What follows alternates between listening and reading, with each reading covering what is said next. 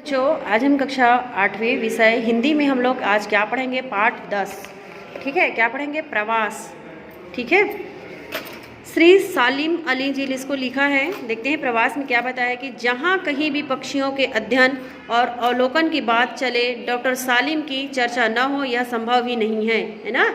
यहाँ क्या बताया जा रहा है कि जब भी पक्षियों के अध्ययन और अवलोकन की जब बात होती है तो वहाँ डॉक्टर सालिम की ही बातें होती है ना, और यह संभव नहीं है कि उनकी चर्चा ना हो। डॉक्टर सालिम एक विश्व प्रसिद्ध भारतीय पक्षी विज्ञानी थे और सालिम अलीम को भारत के बर्डमैन के रूप में भी जाना जाता है। वे भारत के ऐसे पहले व्यक्ति थे जिन्होंने भारत भर में व्यवस्थित रूप से पक्षी सर्वेक्षण का आयोजन किया और पक्षियों पर लिखी उनकी किताबों ने भारत में पक्षी विज्ञान के विकास में काफ़ी मदद की है। एक 10 वर्ष के बालक की बयां पक्षी के प्रति साधारण सी जिज्ञासा ने ही बालक सालिम को पक्षी शास्त्री बना दिया और पक्षियों के सर्वेक्षण में 65 साल गुजार देने वाले इस शख्सियत को परिंदों का चलता फिरता विश्वकोश कहा जाता है ना। इन्होंने अपना जीवन 65 साल क्या किए हैं? पक्षियों की, है ना, पक्षियों परिंदों को चलता फिरता एक सर्वेक्षण, मतलब पक्षियों का सर्वेक्षण करने में अपना 65 साल इन्होंने गुजार दिया है और इन्हें चलता फिरता क्या कह के विश्वकोश कहा जाता है। इस पाठ में स्वाभाविक रूप से प्रवासी पक्षियों के जीवन, उनके प्रवास की चुनौतियों और रोमांच को सहज रूप में प्रस्तुत किया गया है। इसमें बताया कि जो प्रवासी पक्षी हैं उनका जीवन क्या होता है, प्रवास की चुनौती और रोमांच को क्या करते हैं, सहज रूप से यहाँ पे उनको प्रस्तुत किया गया है। ठीक है, अब देखते हैं यहाँ पाठ में कि पक्षी विज्ञान से संबंधित जितनी विचित्र बातें हैं उनमें सबसे ज़्यादा अजीब है पक्षियों का एक देश से उड़कर दूसरे देश को जाना। इसी को क्या कहते हैं? प्रवास। ठीक है, एक देश से दूसरे देश जाना क्या कहलाता है? प्रवास। जाना और फिर लौटना अर्थात कुछ समय के लिए उनका प्रवास। यह अजीब बात अब भी रहस्य बनी हुई है। साल में 2 बार बसंत और पतझड़ में लाखों चिड़िया किसी सुनिश्चित स्थान पर पहुंचने के लिए लंबी यात्रा के लिए प्रस्थान करती है और कभी कभी यह महाद्वीप और महासागर तक पार करती है। ऐसा क्या है, ऐसा क्या है जो उन्हें इस यात्रा के लिए मजबूर करता है ना। मतलब क्या है कि वो लोग मतलब इस यात्रा पे चले जाते हैं? क्यों वे ऐसी खतरनाक यात्राओं के खतरे मोल लेना चाहती है और कैसे उन्हें पता चल लगता है कि किस रास्ते होकर जाना है चाहिए? इस बुनियादी सवालों का अभी तक कोई संतोषजनक उत्तर नहीं प्राप्त हो सका है।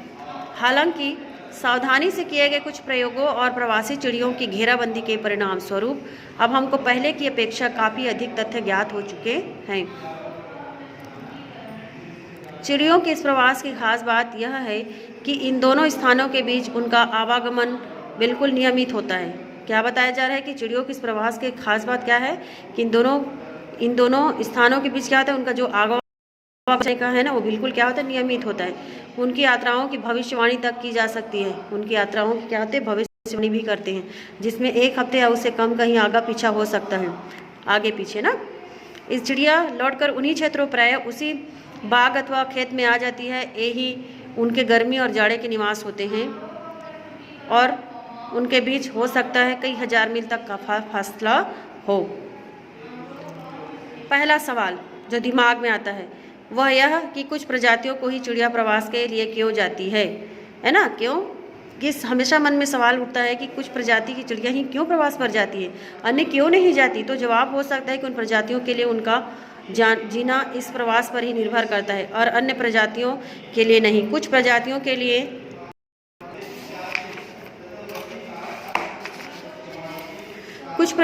लिए जीने की यह शर्त नितांत अनिवार्य न होती है ना। क्या होती है? सिर्फ मान्य होती है, क्योंकि उनके कुछ सदस्य तो प्रवास पर जाते हैं और शेष जो है वो वहीं बने रहते हैं। इनकी आबादी का एक भाग ही प्रतिवर्ष प्रवास पर जाता है और अन्य वहीं बने रहते हैं। यह बात तो समझ में आती है कि कुछ चिड़ियाँ सख्त जाड़े से घबराकर अपेक्षाकृत कम ठंडे स्थानों की ओर उड़ जाती है और जैसे ही गर्मी शुरू होने लगती है लौटकर अपने देश आ जाती है।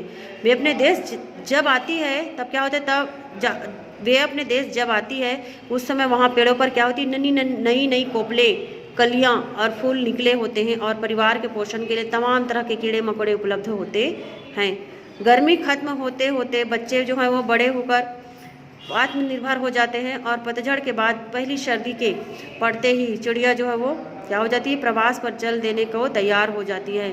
उनके बच्चे भी जो है वो प्रवास के लिए तैयार हो जाती है उनके आते तक। और उदाहरण के लिए रोजी पेस्टर जो मध्य एशिया में अंडे देती है, भारत से मई में चली जाती है और अगस्त में फिर लौट कर आ जाती है। कुछ चिड़िया ज़्यादा समय भी लेती है, वे मार्च में आ जाती हैं और सितंबर में लौटती है।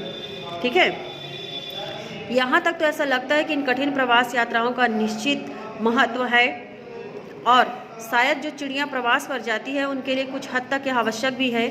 लेकिन उलझन में डालने वाली बात यह है कि कुछ चिड़िया प्रवास पर पूर्व से पश्चिम या पश्चिम से पूर्व को लगभग उसी अक्षांश पर लगभग उसी प्रकार के जलवायु वाले प्रदेशों में अंडे देने के लिए जाती। इसके अलावा कुछ ऐसी भी चिड़िया हैं जो प्रवास के नाम पर सिर्फ कुछ मील दूर ही जाती और ऐसी स्थिति में यह समझ पाना मुश्किल हो जाता है कि इस प्रकार के स्थानीय प्रवास के इतने आवश्यक होते हैं और उनके लिए किस प्रकार लाभप्रद हो सकते हैं, है ना। उदाहरण के लिए यहाँ पे देखो, उदाहरण के लिए मुंबई में पीलक और पतरिंगे मानसून के दौरान शहरी इलाका छोड़कर थोड़ी दूर दक्षिण के पठार या मध्य भारत की ओर चले जाते हैं, है ना, और सितंबर के शुरू में जरूर लौट आते हैं। इस संबंध में हम सिर्फ उतना ही मानते हैं कि स्थानीय प्रवास के लिए थोड़ी दूर के लिए बड़ी संख्या में चिड़ियों का घेरा करके इनके आवागमन के बारे में सही आंकड़े न इकट्ठा कर ले कोई सही जानकारी हो भी नहीं सकती।